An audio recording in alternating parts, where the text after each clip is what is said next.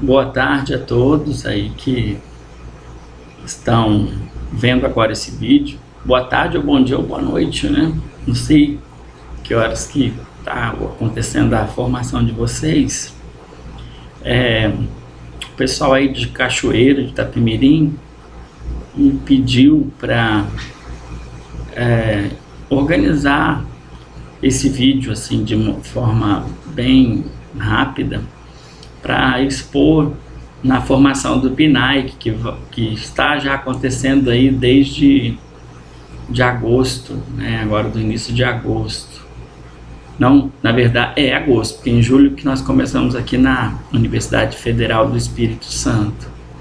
Quero dizer assim, esse vídeo é preparado com muito carinho, endereçado às professoras alfabetizadoras desse município. Estive aí essa semana, e é sempre muito bom dialogar com o pessoal de Cachoeira de Itapemirim.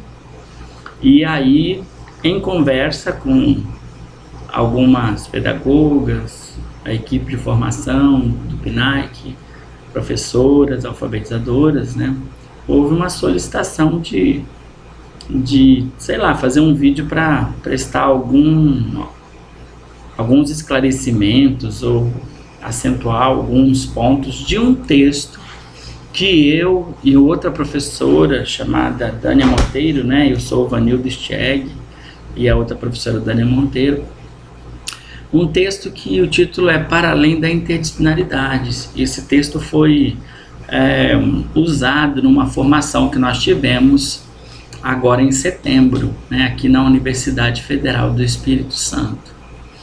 E por que surgiu esse texto, Para Além da Interdisciplinaridade? Porque nós recebemos do Ministério da Educação um texto que o tema central, a temática central é a interdisciplinaridade. E o título do caderno, se eu não me falha a memória, Interdisciplinaridade no ciclo de alfabetização.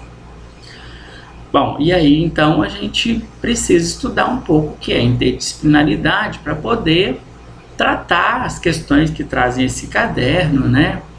E levar para as orientadoras de estudos, para as orientadoras de estudos levar até o chão da escola, até onde você, alfabetizadora, realiza seu trabalho, né, com as crianças todo dia. E é um trabalho que precisamos todos tirar o chapéu, né, que é um trabalho muito importante, muito necessário, valoroso, bacana demais, né? Bom, então vamos lá. Aí a gente fala que é para além da interdisciplinaridade. Isso só quer dizer que nós estamos querendo pensar então um pouco as bases da interdisciplinaridade. E aí vocês vão ler o texto, vai estar aí para vocês. Talvez vocês já leram, talvez vocês vão ler ainda. A questão é que nós questionamos o termo interdisciplinaridade. E aí pode parecer estranho, né? Nós questionarmos o termo.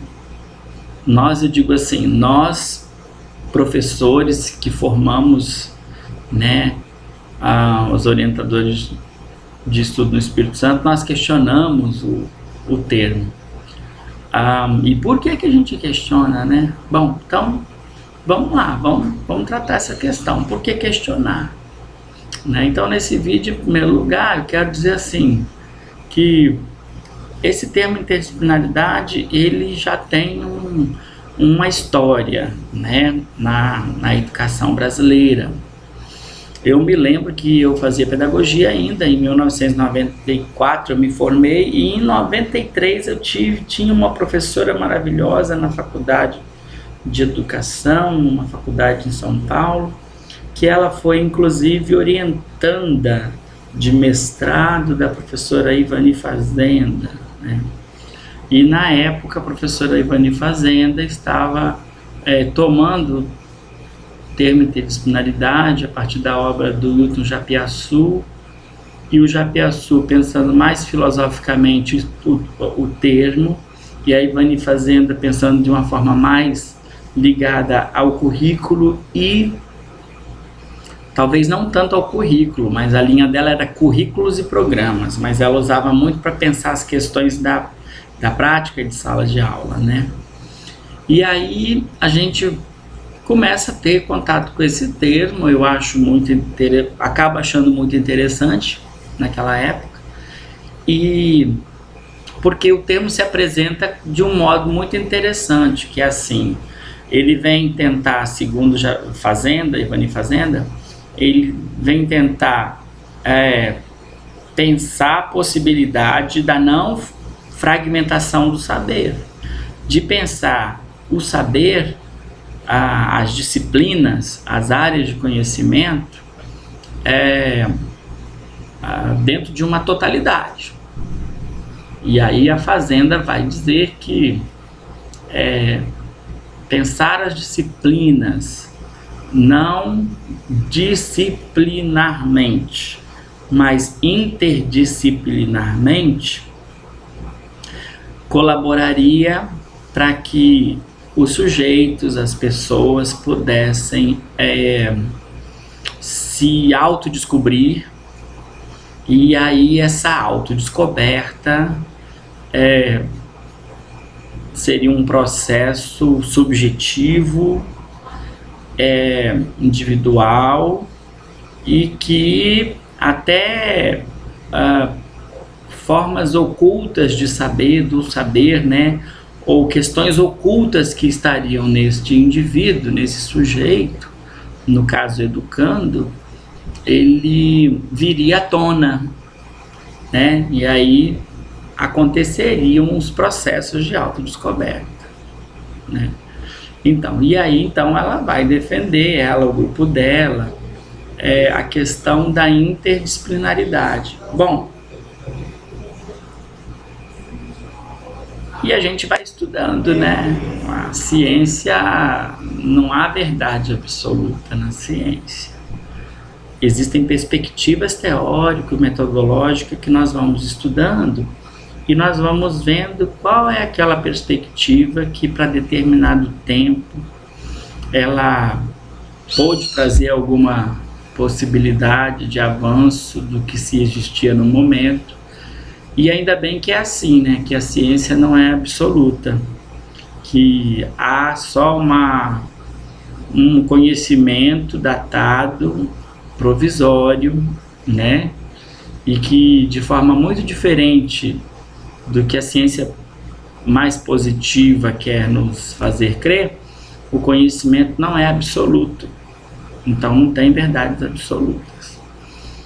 E eu sempre digo, né, disse lá em Cachoeiro, daqui 10 anos eu não quero estar dizendo as mesmas coisas que eu estou dizendo aqui hoje. Eu quero estar trazendo outras coisas, porque a sociedade vai estar diferente, porque eu vou estar diferente, porque as crianças que hoje estão na escola vão ser os sujeitos, né, do mercado de trabalho, na vida, nas diferentes instituições. Então não dá para a gente pensar assim, que eu vou defender as mesmas coisas hoje que eu vou defender daqui a 10 anos. Porque como cientista a gente tem que, né, e educador a gente tem que avançar. E foi isso que aconteceu comigo com relação ao termo interdisciplinaridade. Teve um momento que eu conheci um grupo de estudiosos aqui na Universidade Federal que estudava as questões do ensino da leitura e da escrita, a alfabetização de crianças, que usavam uma teorização, que usam a teorização, que toma como, então, autores principais o psicólogo russo Vygotsky e todo o círculo de Vygotsky, né, seus companheiros, e Bakhtin, Mikhail Bakhtin e todos seus companheiros, que a gente fala do círculo de Bakhtin.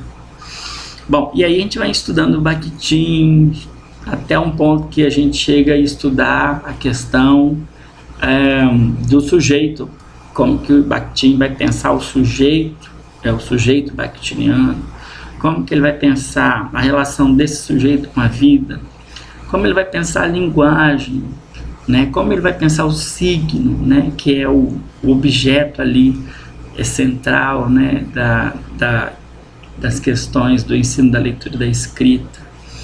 E aí o Bakhtin vai nos inspirando a rever uma série de coisas que a gente até então vinha pensando. E aí o termo interdisciplinaridade, que vai sendo assumido desde os anos 90 pelos documentos oficiais do Ministério da Educação, né, que é esse mesmo conceito da Ivani Fazenda, ele vai nos incomodando, porque enquanto que a Ivani Fazenda vai defender uma possibilidade integradora das diferentes disciplinas, e aí, a partir dessa possibilidade integradora, vai se criar uma possibilidade de um novo sujeito com as suas autodescobertas, o Bakhtin ele vai trabalhar numa perspectiva discursiva, que ele vai chamar uma categoria que a gente então toma, que é enunciado concreto. Para ele, as pessoas elas não se autodescobrem desse modo como é pensado lá pela perspectiva da Ivani Fazenda, mas pelo contrário, o sujeito ele é situado socio-historicamente no mundo, né? Então, as crianças que estão em fase de alfabetização, elas são sujeitos situados na sua sociedade, na sua comunidade.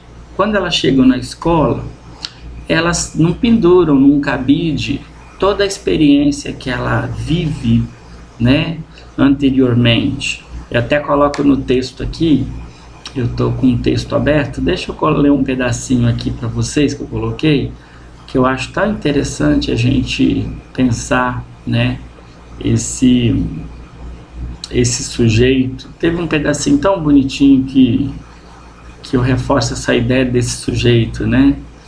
Então eu coloco aqui na página 4, né? Coloco assim: sob a nossa perspectiva, os processos de ensinar e aprender tendem a cumprir suas finalidades não quando integram conteúdos apenas. Para que integrar conteúdos? Só integrar conteúdos, né? Mas quando suas finalidades se cumprem, quando elas fortalecem os aprendizes sujeitos de linguagem que são datados, concretos, reais, que falam, que têm coisas a dizerem, que possuem modos de ser, de se relacionarem com no mundo, que sonham, que sofrem, que sentem, choram, cheiram, vivem enrendados em plena dialogia. Ou seja, a criança, independente de eu pensar alguma coisa sobre ela, ela é, né, no mundo. Então, se eu na escola vou preparar práticas de alfabetização ou de ensino e aprendizagem que leve em consideração, então, uma integração de saber, conforme apregou a Japiaçu e Fazenda, o que eu vou fazer vai ser, eu vou ter um compromisso com o saber, que é isso que o Japiaçu fala, que é a interdisciplinaridade. Pegar o pedacinho também que está aqui, olha, no texto, para vocês aí que estão lendo o texto, na página 2, tem uma parte que eu falo que a interdisciplinaridade, ela tem a priori uma finalidade já posta, já cumprida ali, já que ela não abre mão, o termo interdisciplinaridade. A finalidade ou um horizonte definido. E qual é a finalidade ou o horizonte definido da interdisciplinaridade? É a busca pela unidade do conhecimento. Então você tem aí várias ciências, né, que para Japiaçu disciplina é ciência. Ciência que tem uma metodologia arrojada, que tem uma objetivação, que tem um campo delimitado, que tem, né? E aí você tem várias ciências, você tem que arrumar uma possibilidade de que ao mesmo tempo que você considera esses saberes, essas ciências, essas disciplinas, você então busca por uma unidade desse conhecimento. Ou seja, tudo que a escola pensar e fazer, ela vai encaminhar tudo que ela for pensar fazer, tendo como objetivo essa busca, a unidade desse saber, né? E aí o que a gente vai pensar? Se a gente vai pensar na vida, na criança, que é um sujeito que fala, que quando ele vem para a escola ele tem o que dizer, né? Ele tem o que dizer, ele tem coisas vividas, né? Ele produz textos orais, ele também já tem alguma noção da escrita, porque é impossível a gente achar que uma criança chega vazia numa sala de aula. Ela tem coisas a dizer sempre, a contar, a partilhar, né? E aí, se a gente elabora uma prática para integrar saberes, e aí pegar essa integração desse saber, conforme vocês vão ver que está lá no caderno 3 do MEC, naqueles relatos de experiências, se a gente vai para a sala de aula organizado apenas daquele jeito, o nosso compromisso não é com a vida que pulsa, que chega na sala de aula, né? Não são com essas crianças que tem um mundo cheio de questões para a gente poder discutir, debater, né? Para fortalecer, né? O compromisso, então, daquele módulo lá que está no caderno é com a integralidade do saber. Agora, professoras, eu quero chamar a atenção de vocês o seguinte: vamos então radicalizar lá, vamos pensar mesmo. Imagine se a interdisciplinaridade acontecesse tal como o Wilton Japiaçu apregou, e como Ivani Fazenda, né, se apropriando de Japiaçu, como ela também proclama a interdisciplinaridade. Vamos imaginar se isso fosse assim, a rigor acontecer. Então o que nós teríamos, né? Nós teríamos que ter, ao mesmo tempo que criássemos uma perspectiva de unidade desses conhecimentos, nós teríamos que fazer aprofundamentos em cada área desse saber. Porque como é que você vai integrar sem saber? E como é que a criança vai integrar alguma coisa sem ela compreender determinadas coisas que ela precisa compreender, né? Então, digamos que isso acontecesse. Digamos que nós, educadores, conseguíssemos fazer esse movimento, trazer esse movimento e diferentes buscas por esta unidade do conhecimento. De que isso valeria, né? Nós teríamos, no mínimo, sabe o quê? Então, um sujeito interdisciplinar que se esgotaria, assim, um saber nele mesmo, né? Assim, nós teríamos um sujeito pensante, nós teríamos um sujeito comportando um conhecimento, então, interdisciplinar, uma gama de conhecimentos e entrelaçando e sabendo fazer esses entrelaçamentos que se esgotaria nessa unidade do saber. Aí eu pergunto, para que a gente precisa desse cidadão, assim? Por que esse cidadão, ter esse cidadão na nossa sociedade, né? Muitos cabeções por aí, né? Sem pensar, então, a herança cultural, que é o saber que o João Vanderlei Geraldi, num texto dele que a gente usa, que é a aula como acontecimento, o João Vanderlei Geraldi vai falar da herança cultural, né? Herança cultural. Muitos já perguntaram coisas e já pesquisaram e obtiveram determinadas respostas para diferentes questões da vida. E isso é uma herança cultural que está registrado, que está escrito, que a humanidade tem à sua disposição e que a escola, né, deveria aprender a fazer um bom uso disso, né? Mas ainda parece que a escola usa isso para fazer prova e ver se as crianças absorveram alguma coisa, e as avaliações em larga escala também estão muito afim disso. Mas então, para que adiantaria um sujeito portador de tanta herança cultural, né? Assim, eu posso até então responder. Não levaria nada, não mudaria nada, porque parece que o mundo já está organizado para que as pessoas ajam assim mesmo, né? Para que as pessoas fiquem passivas diante da realidade, para que as pessoas fiquem cada vez mais afastadas da vida, insensíveis, para que as pessoas não se aprofundem de fato nas suas questões sociais, históricas, nas tensões que existem, nos diferentes enunciados que advêm de diferentes instituições sociais, né, que seja da mídia, das diferentes mídias, dos livros didáticos, dos compêndios científicos. Então, tudo é muito vendido como verdade, né, absoluta e tal. E aí o sujeito vai ficando passivo. Então, assim, não adiantaria muito, então, esse sujeito concebido e dessa forma, né? Nem concebido e nem se a rigor esse sujeito passasse a existir. Então, o que a gente acredita hoje, né, é que seria muito mais importante para essas crianças, para que seu trabalho também alfabetizador rendesse e produzisse, não rendesse como as provinhas querem, né? Eu estou dizendo assim, se qualificasse mesmo, né?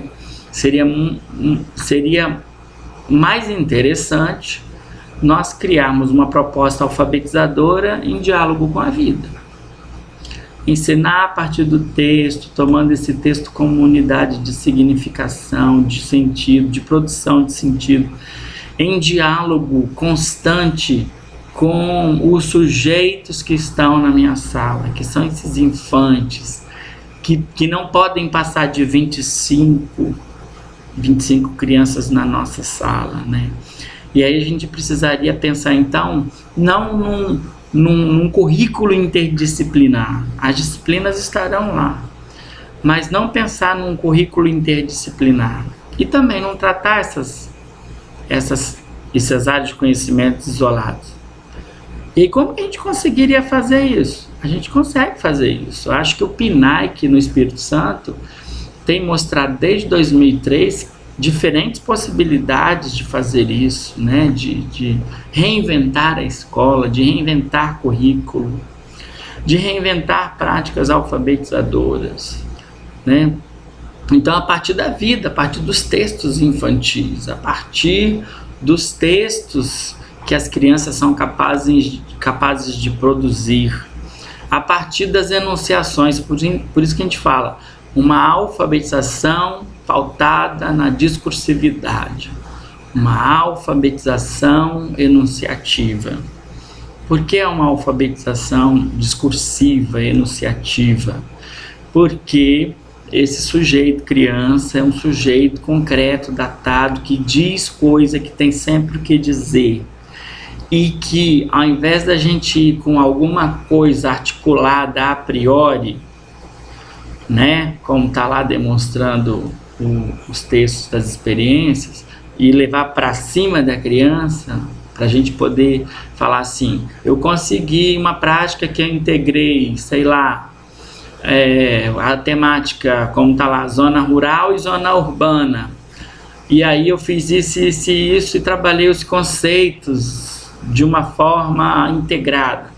Ou então, como tem outra prática lá que diz, eu fui trabalhar, acho que se eu não me engano tem uma prática que fala, eu fui trabalhar com plantas, diferentes tipos de plantas, folhas, e aí para fazer isso eu trabalhei, primeiro eu apresentei figuras de folha em papel, e depois eu fui fazendo um trabalho tarará, e aí sim fui para a natureza. Aí a gente não vê problematização da vida, mas aí a gente vê que a pessoa, porque tirou talvez as crianças da sala, é claro que deu um movimento, né, e tal, mas não problematizou, por exemplo, assim, que as crianças, né, conhecem, com o que elas sabem, do jeito que elas sabem, né, como elas significam a ecologia, o meio ambiente, como elas lidam com o meio ambiente, como elas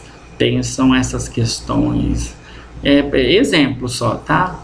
Então, quer dizer, as crianças cheias de coisas para dizer, que vai me desculpar, uma criança de 6 anos, né, de qualquer círculo cultural, camada social, ela tem coisas a dizer sobre essas temáticas, rural, urbano, ecologia, saúde, né? Ela tem. E aí não aparece em nenhum momento as vozes das crianças, né? Não aparece. Aparece assim, uma tentativa de integralizar conteúdos, áreas de conhecimento, né? Então, assim, a gente parte das vozes, das questões das crianças, dialoga. Aí você vai perguntar assim, nossa, mas como é que a gente faz isso? Então, aqui no Espírito Santo a gente tem incentivado as professoras a fazerem esse movimento, organizando um trabalho a partir dessas vozes. E desde 2013, você que é professora alfabetizadora, aí em Cachoeiro de Itapemirim, terra bonita, né? Terra bacana. E também vai que esse vídeo aparece em outros municípios, né, do estado do Espírito Santo.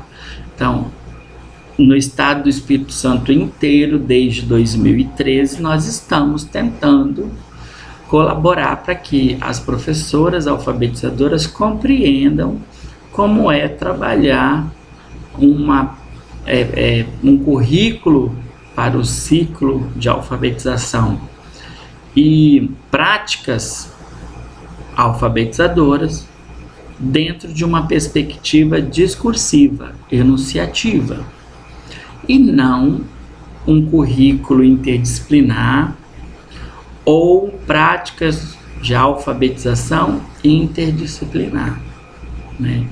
Eu diria assim que, diante de tudo isso que eu falei aqui, diante do que eu escrevi no texto, eu e a professora Dânia, nós diríamos assim, que não faz sentido para a nossa sociedade, para a nossa escola, não faz sentido nem o termo interdisciplinaridade, nem o seu uso para fomentar currículos e práticas de alfabetização na escola capixaba e nem em canto nenhum, né?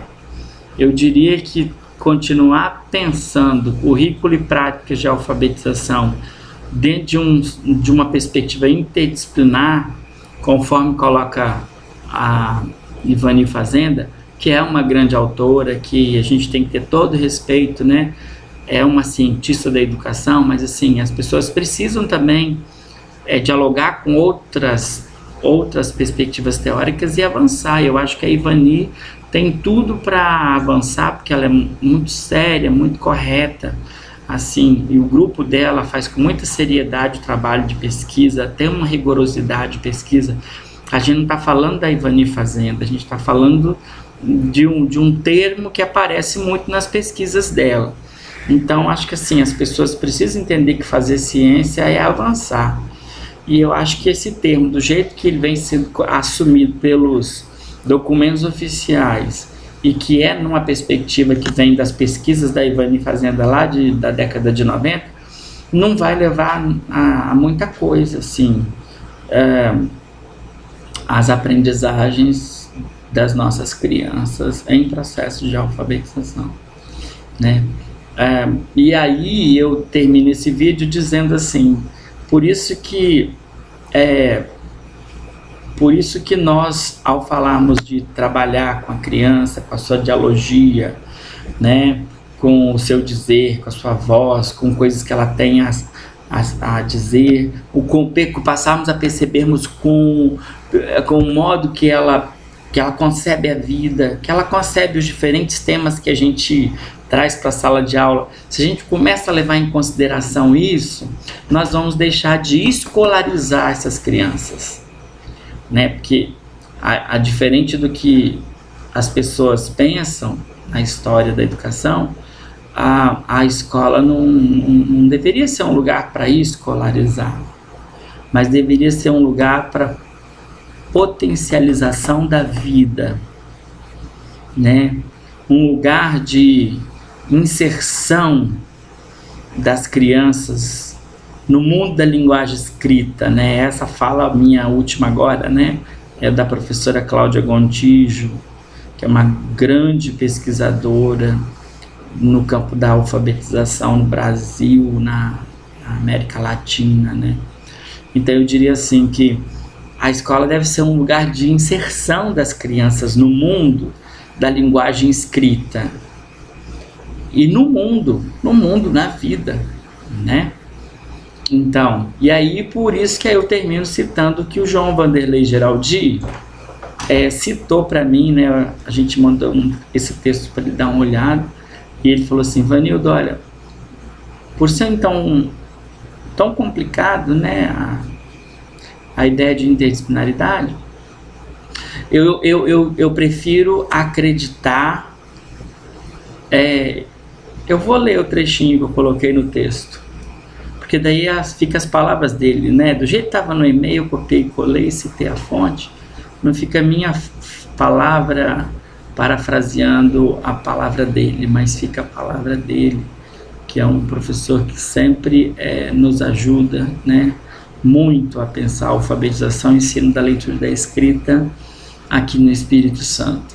Então, João Vanderlei Geraldi, ele diz assim, que afirma que ensinar para lá, não, peguei um pedacinho errado aqui. Ele vai dizer assim, olha, ao invés de falar de interdisciplinaridade, que vai ter um compromisso com o saber, com a unidade do saber, com uma totalidade, né, do saber, ele gosta da ideia, ele fala, eu gosto da ideia de que quando temos histórias vividas, temos totalidades provisórias. História de vida, né? As crianças dizendo coisas, elas vão falar do mundo que atravessa elas, né?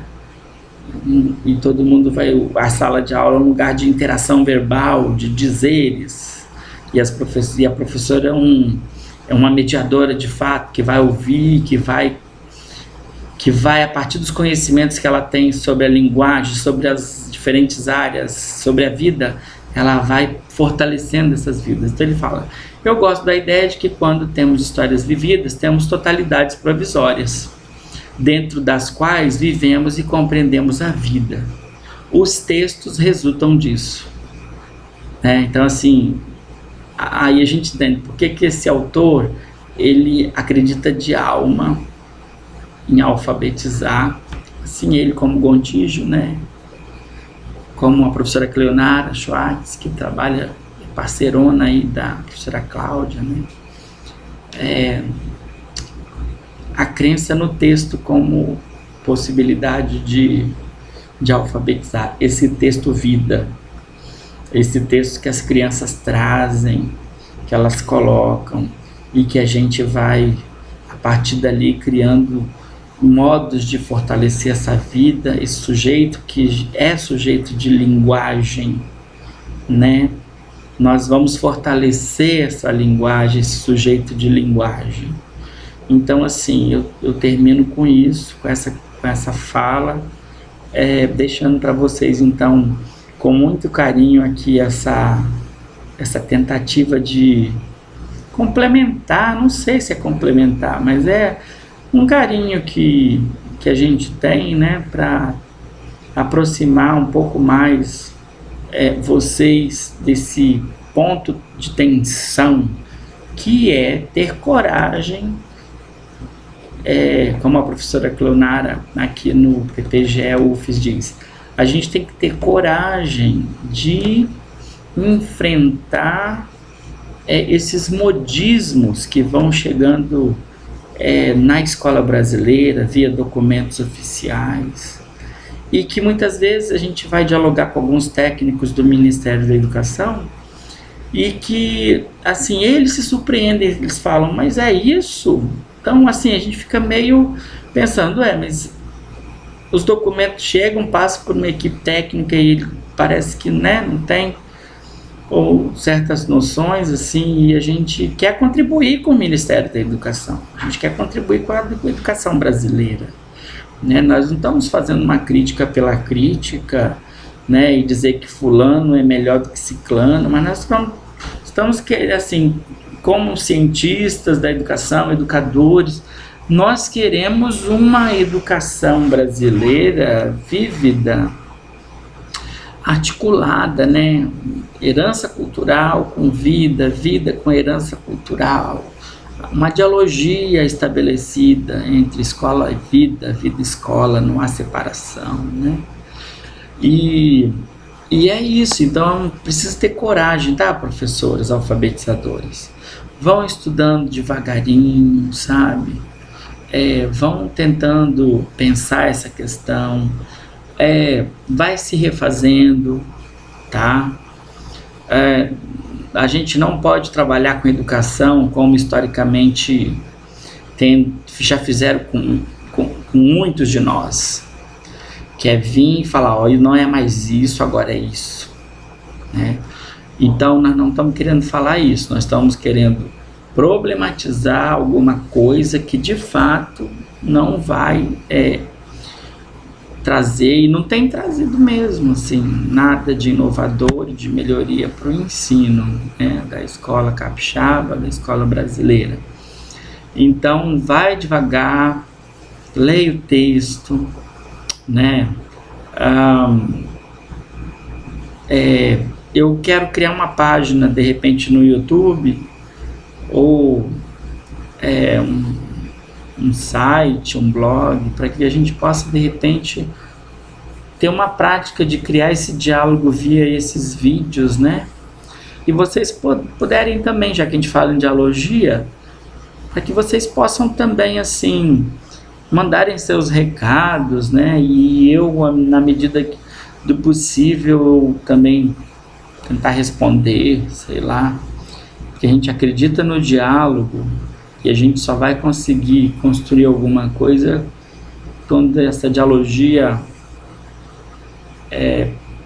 a gente consegue quando a dialogia passa a se instaurar, né? E aí não sou eu sobre vocês e vocês sobre nós, mas é todo mundo num coletivo pensante, né? Numa escola sem receita, numa escola sem engessamentos, numa escola que o alfabetizador não é um monitor que vai só executar determinadas demandas que vêm, né, em documentos oficiais, mas pelo contrário, nós precisamos de um alfabetizador que pense a sua prática, que seja respeitado, sabe?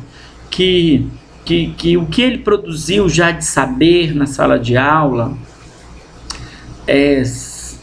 seja considerado pelas formações como legítimo, independente de uma formação achar que agora não é mais só alfabetização, é letramento, né? Que essa também é uma discussão muito tensa, né? Que a gente faz, quem sabe num outro momento a gente pode aprofundar mais, né? Essa questão tensa que é a alfabetização e letramento, mas aqui no Espírito Santo a gente já tomou uma posição, né, no sentido de que não precisa do letramento, a gente precisa da alfabetização como uma prática problematizadora, assim como Paulo Freire viveu a vida inteira falando. Então a gente não quer um professor monitor, a gente quer um parceiro para dialogar, para pensar suas questões, e devagarzinho ele instaurando práticas discursivas na sala de aula, né? Então, assim, desculpa, eu acho que eu me alonguei muito, né? Mas eu acho que era isso que eu tinha que dizer para que vocês pudessem até assim, entre essas minhas idas e vindas, trazendo conceito, dando exemplo, buscando de novo, repetindo, sei lá. Eu não ensaiei para montar esse vídeo, ele brotou assim, na alegria da partilha, né? Eu acho que foi muito, acho não, tenho certeza que foi desse modo, né? E não tem roteiro, não criei roteiro, eu deixei fluir, tentando olhar aqui para essa câmerazinha, esse botãozinho que fica piscando, né? E pensar em vocês, que vocês, professoras alfabetizadoras e essa equipe maravilhosa de Cachoeiro Itapemirim, que eu tive como auditório social, mesmo não olhando no olhinho de vocês, né? Que é tão bacana a gente falar olhando no olho. Mas aqui eu tive que olhar para uma câmera. Mas eu acho que eu espero ter contribuído. Um beijão para vocês, ó, né? E espero a gente ter mais contato pessoal, humano, né? Ou então mais contato por aqui, depois por e-mail. As meninas aí têm o e-mail, meu zap e tudo, né? Meu Face, todo mundo aí tem tudo. Então é isso.